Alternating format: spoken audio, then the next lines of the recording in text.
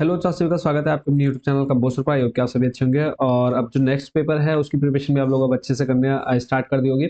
और मैं आपको बता दूं कि आज क्लास 12 भूगोल का पेपर हुआ और इसमें लगभग बात करें कि जो पेपर था आपका 70 नंबर का, 70 में से लगभग जो मैंने बताया था आप लोगों को इंपॉर्टेंट क्वेश्चन, चाहे वो वीडियो दी है या फिर पीडीएफ दी है, उसमें से लगभग मैं बात करूँ 70 में से 60 प्लस क्वेश्चन मार्क्स, मतलब 60 प्लस आपके मार्क्स का पेपर आया है। पूरा रिव्यू करेंगे पेपर को और जो मैंने पीडीएफ बच्चों को प्रोवाइड कराई है उसी सेम पीडीएफ में से मैं आपको एक एक क्वेश्चन छाट करके पूरा दिखाऊंगा कि हाँ ये वाला क्वेश्चन यहाँ से आया है। ठीक है, तो ये आपका भूगोल का पेपर है। तो जिन बच्चों ने देकर के आया है सभी के काफी अच्छे पॉजिटिव कमेंट्स है, रिव्यू सभी ने दिए है कि सर सेम वही आया जो आपने मतलब मैंने उनको बताया। ठीक है, तो पूरा पेपर एनालिसिस करेंगे और बाकी आप लोग का पेपर कैसा गया, जिन बच्चों ने चैनल से प्रिपरेशन की थी आप लोग कमेंट करके बताइएगा। ठीक है, तो बात करें कि इसमें टोटल देखो 70 नंबर का पेपर था। एक इसमें मैंने मैप वाले क्वेश्चन आपको नहीं दिए थे, वो मैंने वीडियो में बता दिया था कि मैप के क्वेश्चन मैं आपको नहीं बता रहा हूँ, वो आप लोग देख लीजिएगा क्योंकि मैप्स के लिए थोड़ा सा टाइम नहीं हो पा रहा था कि मैप वगैरह के लिए हम इंपॉर्टेंट क्वेश्चन देख पाए। तो इसलिए मैंने आपको जो 70 नंबर का पेपर है 70 में से 10 नंबर का मैप का क्वेश्चन साइड कर दे रहे, बचता है आपका 60 नंबर का पेपर। और 60 में से मान के चलिए 60 में लगभग आपका 50 और 3 53, लगभग 53 नंबर का पेपर सेम उन्हीं पीडीएफ में से आया है जो मैंने आपको पीडीएफ प्रोवाइड कराई। टोटल 3 पीडीएफ थी जिसमें आपकी एक एमसीक्यू टाइप क्वेश्चन आंसर्स थी, एक निश्चित उत्तरीय प्रश्न और एक आपकी शॉर्ट एंड लॉन्ग टाइम की क्वेश्चंस। और हर एक उस पीडीएफ में मतलब 15-15 20-20 ही क्वेश्चन थे, ज्यादा उसमें नहीं थे। निश्चित उत्तरीय प्रश्न करें तो चैप्टर वाइज 5-5 6-6 क्वेश्चन इंपॉर्टेंट दे रखे थे मैंने आपको। तो चलो करते हैं इसका सॉल्यूशन चार्ट। सबसे फर्स्ट नंबर पर आप देख पा रहे हैं कि निम्नलिखित में से कौन एक विरल जनसंख्या वाला क्षेत्र नहीं है। ठीक है, ये एक फर्स्ट क्वेश्चन है, आप इसमें देख सकते हैं कि जो सिर्फ ये एक नंबर का क्वेश्चन है एमसीक्यू में, लगभग और टोटल लगभग आपके ये क्वेश्चन आया जो एमसीक्यू आ रखे हैं वो इसमें आ रखे हैं 6 7 8 9 10, 10 आपके एमसीक्यू क्वेश्चन है। 10 में से मात्र एक क्वेश्चन है जो आपकी पीडीएफ में से नहीं आया, बाकी 9 के 9 आपके जो क्वेश्चन है वो इसी पीडीएफ में से आ रखे हैं जो मैंने आपको प्रोवाइड कराए। तो पहला देखो क्वेश्चन हो गया, इसका मैं आंसर आपको डायरेक्ट बता देता हूँ फर्स्ट वाले का, बाकी का सभी का आपको मैं पीडीएफ से शो करते रहूंगा। तो पहला वाला जो क्वेश्चन है इसमें निम्नलिखित में से कौन एक विरल जनसंख्या वाला क्षेत्र नहीं है। तो इसका देखो आंसर हो जाएगा बच्चों दक्षिण पूर्व एशिया। थर्ड नंबर इसका आंसर है। जो लोग थर्ड नंबर पर टिक लगा के उनका बिल्कुल 100% है। अगला प्रश्न देखो, फूलों की कृषि क्या कहलाती है। अब यहाँ से अब मैं आप लोगों को पीडीएफ के साथ करना चलता कराता हूँ स्टार्ट। तो फूलों की कृषि क्या कहलाती है, इसका आंसर हो जाएगा पुष्पोत्पादन। अब इसको हम देखो पीडीएफ में देख लेते हैं। एमसीक्यू में आ गया और ये आपको फोर्थ नंबर पर ही आंसर देखने को मिल जाए इसका, फोर्थ पेज पर। ठीक है, तो यहाँ पे आप देख पा रहे होंगे फोर्थ नंबर में फूलों की कृषि क्या कहलाती है। देखो ये आपका फोर्थ नंबर हो गया। ठीक है, क्वेश्चन नंबर 6 आपके सामने और 6 का आंसर मैं आपको यहाँ पर नीचे दिखा देता हूँ, 6 का डी नंबर। ठीक है, देखो 6 का डी नंबर। एक नंबर आपका ये हो गया। अब पूरा देखो आप लाइन से देखते जाओ कि सारे आपके वैकल्पिक इसी में से आ रखे हैं। फिर अगला है इसी में गा नंबर है।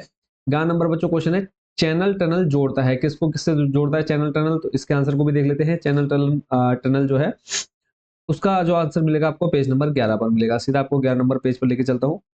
चैनल टनल, तो देखो इसका चैनल टनल फर्स्ट नंबर में ही है। तो फर्स्ट वाले का इसका आंसर देख लेते हैं यहाँ पर सी नंबर। सी नंबर की अगर बात करें तो पेरिस और लंदन। ठीक है, तो ये आपका हो गया नेक्स्ट। और लगभग आप मान के चलिए लगभग जैसे मैंने आपको बताया है कि 10 नंबर मैंने मैप के छोड़ दिए हैं, बाकी 60 नंबर के पेपर में से आपका 53 मार्क्स का सेम टू सेम पेपर आ रखा है पीडीएफ से। तो अगला प्रश्न है देखो गा नंबर हो गया। अगला है वर्ष 2011 की जनगणना के अनुसार भारत की जनसंख्या निम्नलिखित में से कौन सी है। घा नंबर है। इसका आंसर मैं आपको पीडीएफ में दिखा देता हूँ, वैसे आप सभी को पता होगा क्योंकि कितना इजी क्वेश्चन था ये। तो इसका आंसर आप यहाँ पे नीचे देख पाएंगे। 2 पेज हम और नीचे चल देते हैं। तो ये आपका वो क्वेश्चन आ गया। देखो सेम टू सेम आपका क्वेश्चन है 2011 की जनगणना के अनुसार भारत की जनसंख्या निम्न में से कौन सी है। ठीक है, तो इसका आंसर को देख लेते हैं।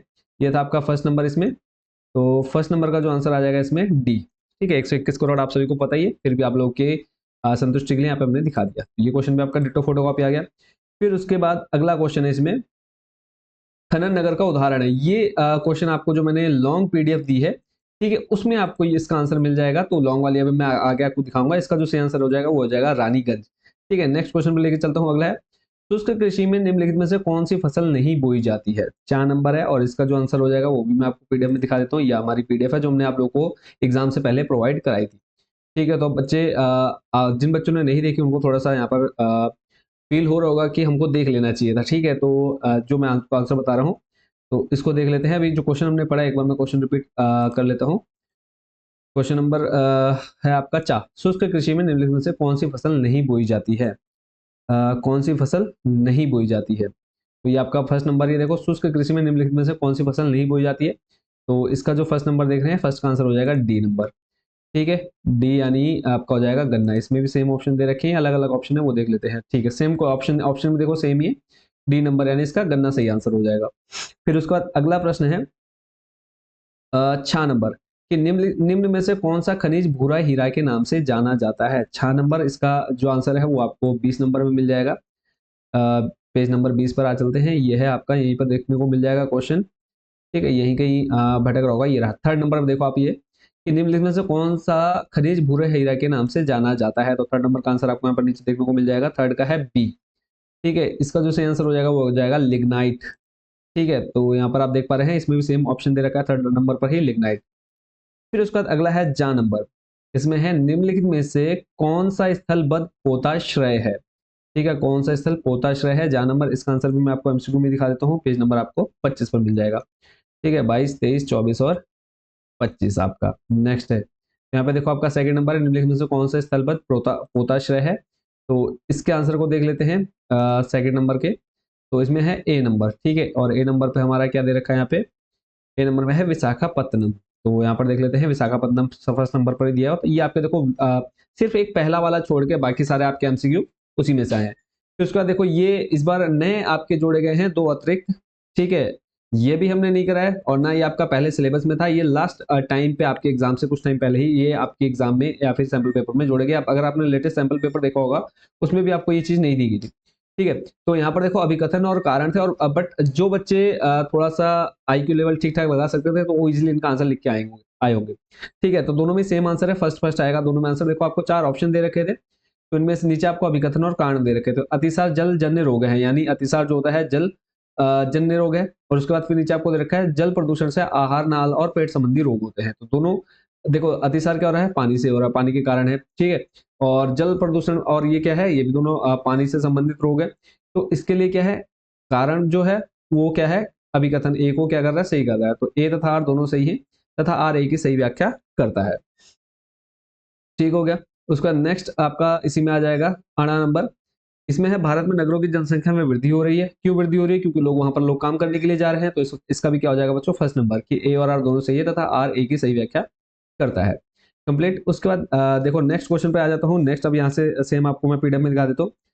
अब ये जो आपका क्वेश्चन है, मानव भूगोल के किन्हीं 2 क्षेत्रों के नाम लिखने हैं, 1 नंबर का क्वेश्चन है। अभी देखो ये एक एक नंबर के कुछ क्वेश्चंस हैं जो मैं आपको बता रहा हूँ कि पीडीएफ में नहीं है। बाकी जो मैंने आपके जैसे बताया कि 60 में से 53 नंबर का, 70 नंबर का था, मैप हटा दो 10 नंबर का, बाकी बचे 60 नंबर। 60 में से 53 नंबर जो मैं बता रहा हूँ उसमें आपके लॉन्ग वाले सिर्फ आपके जो निश्चित उत्तर प्रश्न एक एक नंबर के बस एक वो दो, मतलब एक दो क्वेश्चन आपके वो नहीं है हमारी पीडीएफ में, और एक दो क्वेश्चन आपके 3-3 नंबर के नहीं। बाकी सारे क्वेश्चन आपके जो 5-5 नंबर के क्वेश्चन भी हैं वो सारे ए टू जेड आपको हमारी पीडीएफ में मिलेंगे। ठीक है, और जो मैंने आपको मोस्ट इंपोर्टेंट क्वेश्चन देखो सारी पीडीएफ के इंपोर्टेंट क्वेश्चन मैंने चैनल पर भी अपलोड किए हैं, और उसके अलावा जिन बच्चों को अर्ली एक्सेस चाहिए था तो वो लोग वो बच्चे पीडीएफ परचेस कर पा रहे थे। तो सेकंड नंबर क्वेश्चन है इसमें, देखो मानव भूगोल के किन्हीं 2 क्षेत्रों के नाम लिखने हैं। तो ये इसका आंसर देख लेते हैं। तो मानव भूगोल में इसका आपको सेकंड नंबर पर मिल जाएगा। ये प्रश्न रहा कि मानव भूगोल के क्या अभिप्राय है, या फिर मानव भूगोल को परिभाषित कीजिए। इसी के अंदर आपको यहाँ पर उसका आंसर मिल जाएगा, क्योंकि देखो यहाँ पर 1 नंबर का प्रश्न पूछा है, किन्हीं 2 क्षेत्रों के नाम लिखने हैं। तो यहाँ पर आपको क्षेत्र देखने को मिल जाएंगे। ठीक है, मानव भूगोल में मानव जाति मानव जन्य सामाजिक एवं सांस्कृतिक पर्यावरण के प्रश्न जब आप इसको पढ़ लेंगे इसी के अंदर आपको यहाँ पर मिल जाएगा। ठीक है, ये हो गया देखो भौतिक दशाएं हो गया, मानवीय अभिव्यंजना हो गया। ठीक है, तो इनको आप यहाँ से देख लेंगे, ये आपका सेम टू आंसर हो जाएगा यहाँ से। उसके बाद तीसरा नंबर है कि लाल सागर एवं भूमध्य सागर को जोड़ने वाली नहर का नाम। इसको मैं दिखा देता हूँ आपको, ये आपको मिल जाएगा पेज नंबर 9 पर। ठीक है, देखो एक एक क्वेश्चन मैं आपको पीडीएफ से दिखा रहा हूँ, ताकि आप लोग बिल्कुल भी टेंशन ना लें कि जो मैं आपको क्वेश्चन बता रहा हूँ आपने तैयार नहीं करने हैं। कई बच्चे ऐसे कह रहे हैं कि सर क्या पक्का आएगा आप जो बता रहे हैं? तो यहाँ पे आप देख पा रहे हैं, भूमध्य सागर और लाल सागर को मिलाने वाली नहर क्या कहलाती है? इसका आंसर हो जाएगा स्वेज नहर। ठीक है, उसके बाद नेक्स्ट क्वेश्चन देख लेते हैं।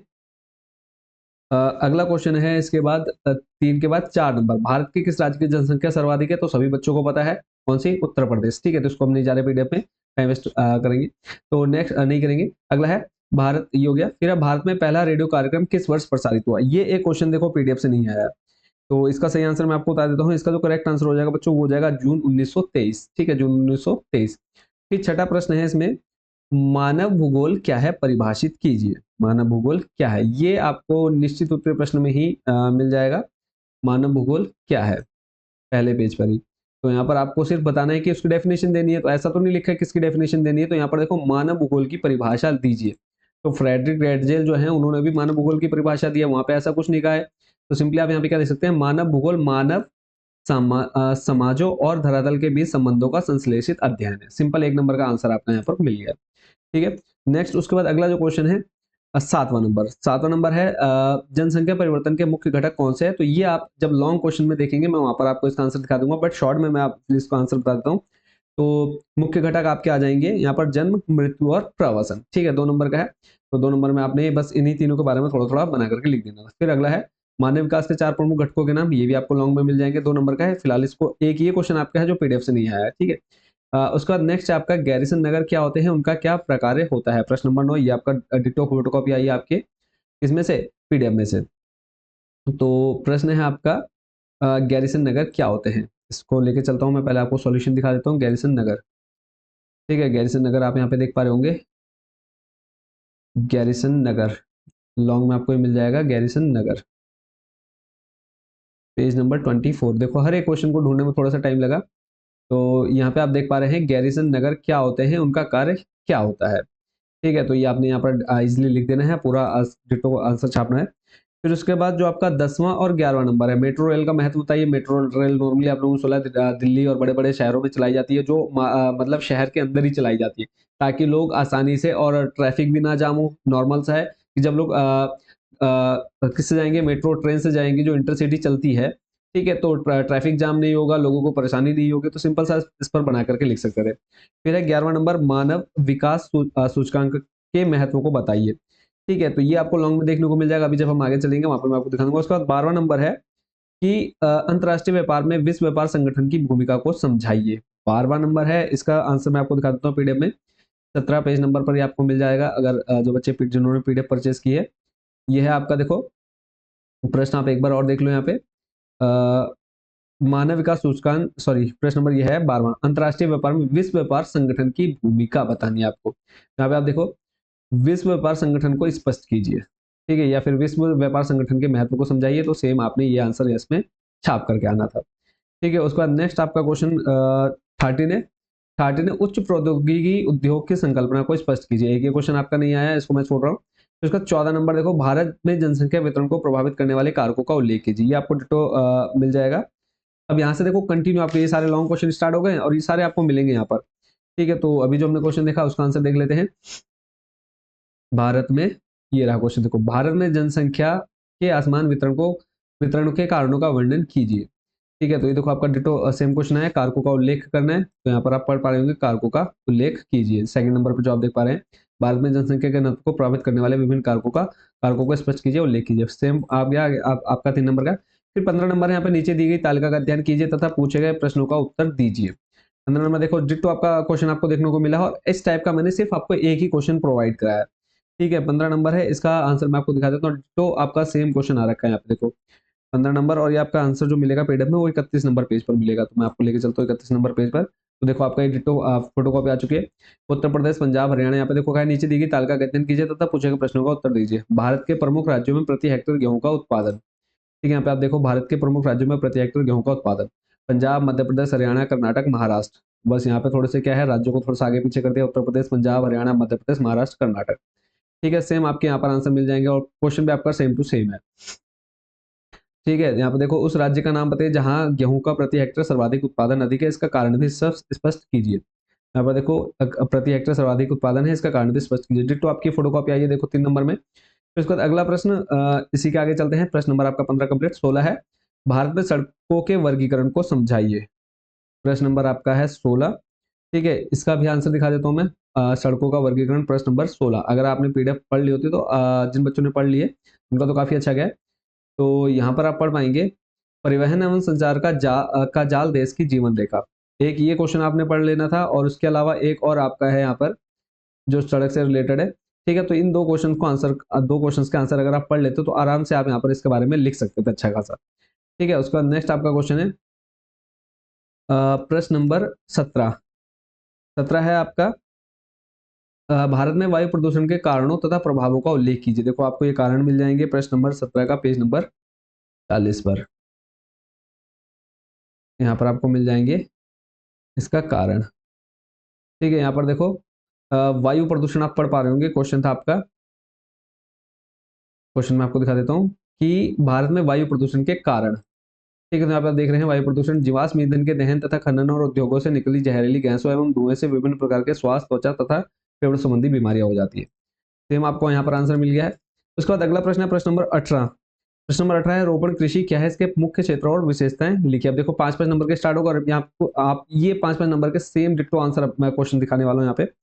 तो प्रश्न है आपका रोपण कृषि क्या है, इसका जो आंसर मिलेगा प्रश्न नंबर 18 का वो मिल जाएगा आपको पेज नंबर 8 पर, ये आपको स्टार्टिंग में मिल जाएगा। ठीक है, प्रश्न नंबर 8 यहाँ पर आप देख पा रहे होंगे, अगर मैं स्क्रीन को बड़ी कर दूं कि रोपण कृषि क्या है, विश्व के उन क्षेत्रों का उल्लेख कीजिए जो रोपण कृषि है तो उपयुक्त है। तो यहाँ पे आपने इसको पूरा पढ़ लेना है और ये हमने 5 नंबर का, तो पूरा देखो लॉन्ग में आपको इतना लिख करके आना था। ठीक है, उसका नेक्स्ट क्वेश्चन पे लेके चलता हूँ। पार साइबेरियन रेल मार्ग तथा पार कैनेडियन रेल मार्ग का वर्णन कीजिए। ये भी 5 नंबर का रखा और ये भी मैं आपको दिखा देता हूँ, डिट्टो आपका सेम टू सेम छप गया है पेज नंबर 13 पर आपको देखने को मिल जाएगा। ठीक है, इस पर भी मैं आपको एक बार दिखा देता हूँ। यहाँ पे आप देख पा रहे हैं ट्रांस साइबेरियन रेल मार्ग का विस्तार लिखिए। तो ये आपका यहाँ पर इसमें सेम यही आपको लिख करके आ जाना था, तो ज़्यादा इसमें एक्स्ट्रा लिखने की जरूरत नहीं थी। तो ये आपके कंप्लीट हुए हैं 19 नंबर। फिर उसके बाद देखो 20 नंबर और ये भी आपके 10 नंबर कह रहा हूँ। यहाँ से आपके प्रश्न बने हैं टोटल 5 नंबर के। अब इनके आंसर देखो आपको इसी के अंदर मिल जाएंगे, आप ये नहीं कह सकते कि सर ये पीडीएफ में से नहीं आया। तो जब आप इसको पढ़ेंगे देखो, भरमौर जनजातीय क्षेत्र में हिमाचल प्रदेश के चंबा जिले की 2 तहल से भरमौर और होली शामिल है। अब प्रश्न देखो इसमें क्या रखा है कि भरमौर भरमौर जनजातीय क्षेत्र कहाँ स्थित है। तो आपको देखो सिंपल यहाँ पे दे दिया गया है कि भरमौर जनजातीय क्षेत्र में हिमाचल प्रदेश। ठीक है, यहाँ पे सिंपल मिल गया आपको हिमाचल प्रदेश। तो 5 नंबर ये आपकी यहीं से इजी कवर हो जाते हैं। उसके बाद लास्ट जो आपका क्वेश्चन था वो था मैप से, और मैप मैंने आपको ऑलरेडी बता दिया कि मैप के क्वेश्चन टाइम ना होने की वजह से मैं आपको दे ही नहीं पाया। तो ना हमने उसकी पीडीएफ दी आपको और ना मैंने ना, और ये 10 नंबर मैं क्लेम करूंगा इसके। ठीक है, बाकी देखो 70 में से अब आप ही कमेंट बॉक्स में बताओ कि आप लोगों का पेपर कैसा गया। और देखो पीडीएफ में से जितना आप कर सकते हैं 60 में से लगभग आपका 53 नंबर के क्वेश्चन, ठीक है, डिट्टो आ रखे हैं। आपने एक एक पीडीएफ से क्वेश्चन मैंने आपको मैच करके दिखा दिया। आई होप कि अब आप नेक्स्ट पेपर की तैयारी भी काफी अच्छे से कर रहे होंगे। और जो बच्चे पीडीएफ नहीं परचेस कर सकते, चैनल पर सारे टॉपिक्स की वीडियो भी मैं प्रोवाइड करा दे रहा हूँ। बाकी जो बच्चे पीडीएफ परचेस करना चाहते हैं, लिंक आपको डिस्क्रिप्शन में मिल ही जाता है। हर वीडियो में मैं आपको बता देता हूँ आप पीडीएफ कहाँ से ले सकते हैं। अदरवाइज जो जिन बच्चों को नहीं पता, आप हमारी वेबसाइट composer.com पर विजिट कर सकते हैं। या फिर आप हमको व्हाट्सएप पर भी कॉन्टैक्ट कर सकते हैं 88 64 84 25 47 8864। ठीक है, 88 64 फिर 84 24 इस नंबर पर आप कांटेक्ट करके जिस भी सब्जेक्ट की पीडीएफ लेना चाहते हैं ले सकते हैं। बाकी वीडियो आती रहेगी कंटिन्यू, तो चैनल के साथ जरूर जुड़ रहे। जिन बच्चों ने चैनल को सब्सक्राइब नहीं किया, फटाफट चैनल को सब्सक्राइब कर लीजिए ताकि जो नेक्स्ट पेपर है उसकी तैयारी भी आप लोग अच्छे से कर पाए।